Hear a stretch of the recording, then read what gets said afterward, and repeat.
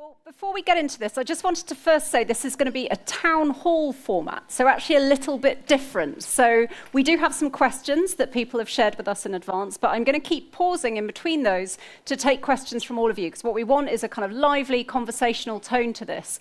Food is deeply personal to all of us. We all interact with food every day. It shapes our culture. Many of us are very disconnected from where it comes from, and maybe that's part of the problem.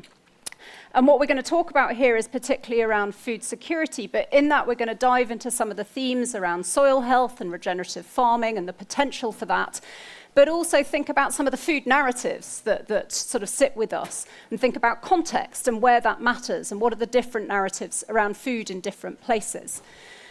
So I'm Hannah PATHAK, I'm the CEO of Forum for the Future. We work on food as one of our key themes, and in that we work on regenerative agriculture, but we also work on things like the protein challenge. How do you sustainably support the protein needs of different people across the planet, a growing population, but in a way that is accessible and also sustainable? I've got with me an amazing collection of people. So AZADEH is with us, obviously, online.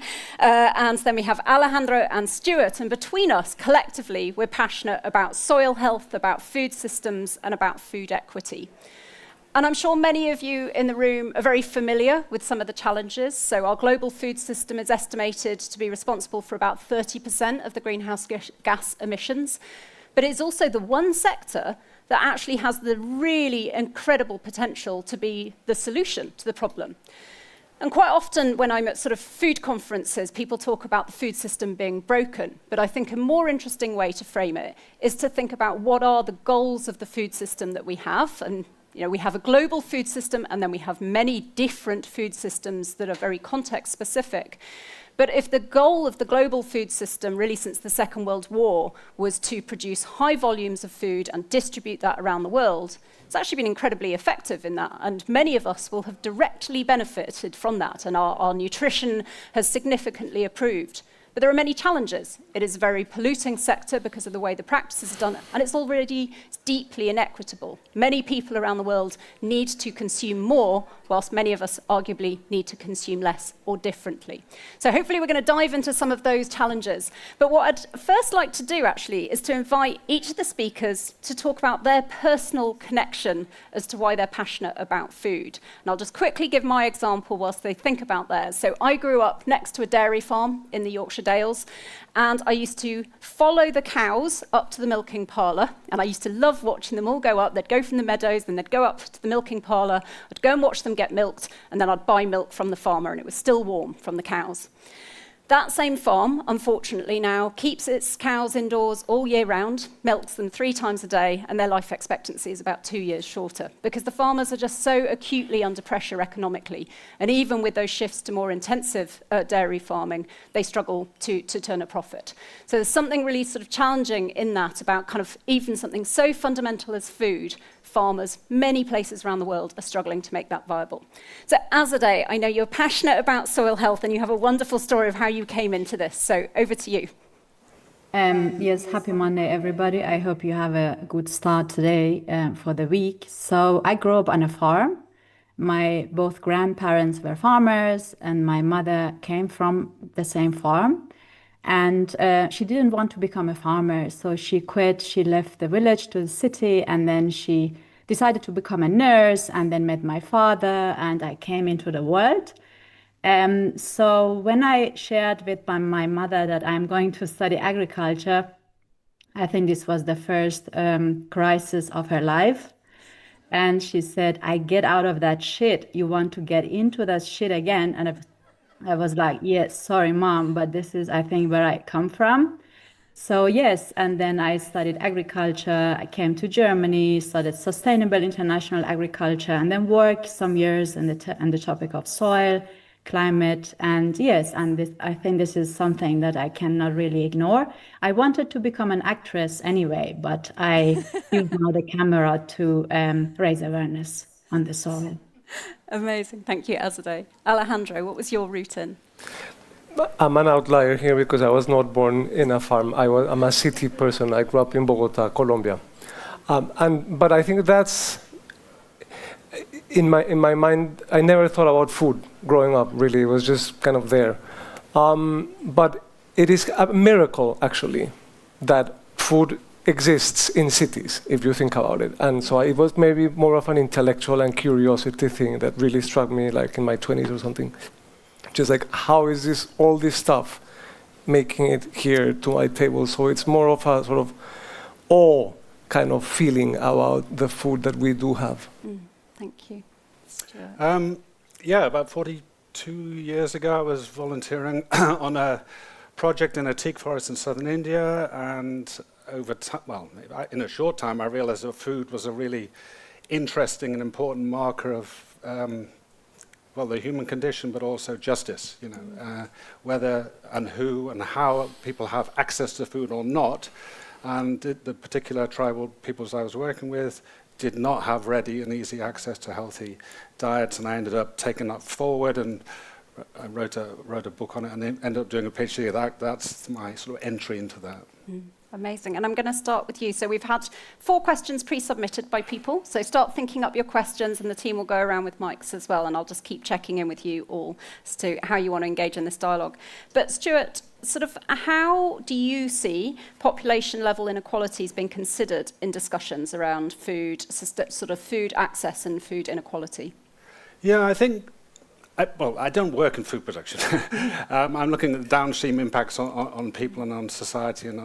But I think we often mistake inequalities are the downstream differences in outcomes, nutrition, health, food. We look upstream, we look at equity, and we need to really be clear about what equity is, and there are 3 pillars of equity. First is fair shares, and that's a proper distribution and a fair distribution of resources, but also a fair distribution in the case of climate, for example, climate crisis, of impacts, and we do not see that. Obviously, those least able to respond to the climate crisis are the most impacted, you know, smallholder farmers, fishing communities, indigenous peoples, and within households, women and children, and future unborn children. That's the first part, fair shares. Fair play is a whole bundle of things that relate to human rights, to food and health, to governance in a political level. The third pillar is fair say, which is not about us, without us. So that's inclusion and active participation.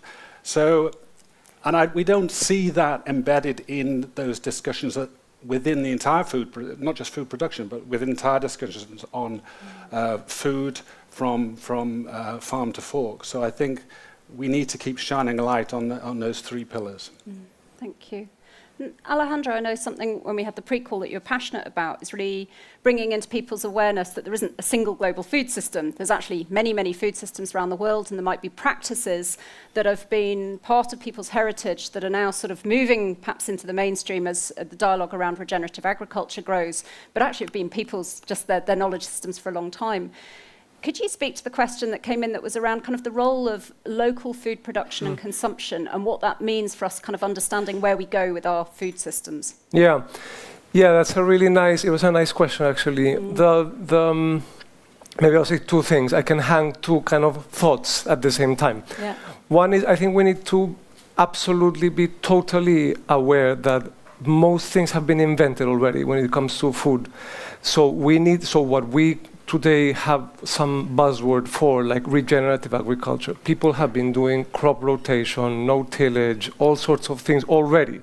So just the richness of breeding, even just at the production, but also processing, fermentation, all the things that people have been doing for ages is coming to the mainstream, I think rightly so, because there are solutions to problems that have existed for a very long time. People have been breeding seeds to deal with changing climate. The climate has always changed, and farmers have always dealt with that. So in today's challenges, it's really important that we learn from that and we don't start from scratch. But I said I hold 2 different thoughts. The other is, I think there's a danger and a risk in sort of idealizing and romanticizing these local context-specific things as the solution. And so like everybody now is going to be doing X or Y. I don't think that's the case, and solutions tend to be quite context-specific. So I think it's really important that we kind of appreciate the importance and the value and treasure and cultivate that value, but not then assume that whatever works in the highlands of Bolivia is going to work in the rice fields of Indonesia and so on. Wonderful. Yeah, great. So kind of the nuance in when we're talking about these different cultural practices. Yeah. Thank you. Azadeh, I'm going to come to you with the question about vegan protein alternatives, which came in from someone. So someone had submitted a question. As a vegan, I'm interested in the sustainability of newer dietary options. And I wondered if you could answer that from a soil health perspective and kind of the potential there on, beans and pulses and nitrogen fixing, and maybe just bring some of our knowledge up around soil health and how it's created, which is something I know you're passionate about. Okay, so on the global scale, our agricultural land is divided into two parts. So we produce meat and also we produce crops. So 1/3 of our global land is dedicated to cropland and 2/3 for producing meat. And the problem with producing meat is that we have to eradicate, or we have to deforest a lot to make the land or to use it for as a pasture and for animal place. But for cropping land, this is not a big problem because you can integrate cropland also in forest and also on different hectares that have trees, that have bushes, that you have different elements of nature. So the problem with everybody wants to eat meat is that automatically we have to turn more lands to pasture, and we have to eliminate biodiversity because we have to remove them. There is only one space on the piece of land which is for the cow. But eating meat is not a bad thing when you control it. So we need animals for soil health. We need bacteria. We need the cow shit for the soil health, when you call it that way. But we do not have a lot of them, a lot of this component for the health of the soil. We need to bring back the nutrients to the soil because the cycle of nutrients should be closed. So if you are a vegan, it's a good thing. If you are vegetarian, it's a good thing. If you eat meat every day, reduce it to once a day. So not 3 meals a day, but maybe one. If you can, reduce it to 1 time in a week. And with this, you're improving the nature and you're also making land for other animals. 99 or 97% of the animals on the earth are our livestock, and only 1 to 3% is wildlife. So we do not really have a lot of habitat for the wildlife. We are turning the wildlife into meat production, and this is something that we are doing not in a good way. And there is a way to make it more sustainable, like through agroforestry systems. So you are combining agriculture, pasture with forestry. It doesn't mean that you plant your crops and also put your animals within a forest, but it means you plant trees on an agricultural land, on a cropping land, on a pasture land. Make it more sustainable, make it more drought resilient, make it more water friendly, make it more heat friendly, because when it's too hot, it's also too hot for the animal. So yes, eating less meat is a good thing, and it's also healthy. This is also an event for health. So if you can reduce it, go for it. Why not? Great, thank you. Okay, over to everyone. So yeah, hopefully you've been thinking up some of your questions, and I'm sure many of you in the audience are passionate about food, and I can see a question coming from over there. Person with the glasses. Hi there, I'm Stephanie from the First 30. We're a VC that invests in technologies that translate soil health to human health. So this whole day is very topical for me. I actually have 2 questions I'm going to cheekily combine into one question. So the preface is, how far away are we from, firstly, nutrient density to be factored into the value drivers in the food supply chain as they pertain specifically to human health? And then the second part of that question is, how far away are we from factoring in and charging a tax, if you want to call it a tax, for the negative climate impacts of, for example, the conventionally farmed beef or meat or whatever food production? How far away do you think we are from really factoring that into the cost of food? Amazing. Great. Great pair of questions. Thank you. Alejandro, do you want to start with? Yeah, hard, far is, I think, the answer, yeah. I might qualify that, but yes. So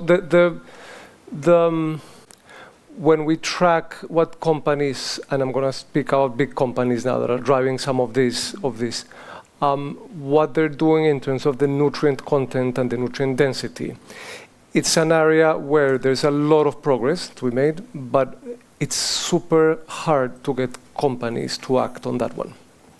So for example, we see lots of progress and have seen lots of progress on an agreement on things like climate change, emissions, even land use change. But when it comes specifically to the nutrient portfolio of companies, it's really, really hard to make progress. There's some progress, there's some advances, some companies make advances, but it's one of the most, I think, challenging ones to pin them down. So when you talk about, I assume you're talking about things like what are investors looking at when incentivizing companies. That's an area where it's really, really hard to get. So let's say, when I say far, I think we're far from consensus. There's action and there's lots of multiple things going on, but I think we're far from consensus. And I think then on taxes, well, obviously, we do have now taxes on some things, like, for example, sugary drinks in many parts of the world. And so they're health taxes mostly, but they have potentially big environment implications. And I think actually there is progress there. We're still quite far away. I think on some of these contentious issues, we're quite far, and companies will fight it. But on other issues that seem to make more sense for companies, I think we'll see that they will be moving ahead. Great, thank you. I'm sure you both have bills, but I'm going to take other questions because I'm keen to hear other views and perspectives in the room. Other questions from people?